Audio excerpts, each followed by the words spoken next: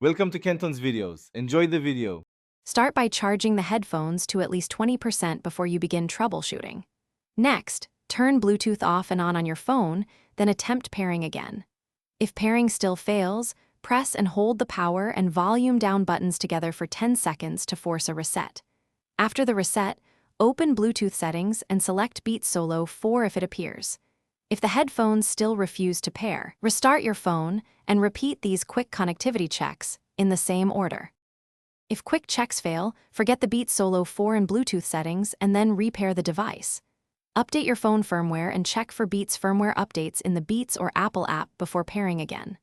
On Android, clear the Bluetooth cache by opening Settings, Apps, Bluetooth, Storage, and then tap Clear.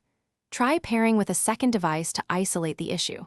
If one device pairs and another does not, focus on that device's Bluetooth settings and available updates to resolve compatibility problems. If software fixes fail, inspect the charging port for debris and clean gently with a toothpick or small brush. Check battery health by noting very short run times, since battery failure can prevent pairing. If you suspect internal damage or persistent charging faults, expect typical out-of-warranty repair costs between 0 and 50, depending on parts. Contact Apple support or an authorized Beats service center to request diagnostics and repair. If the headphones are under warranty, request a warranty.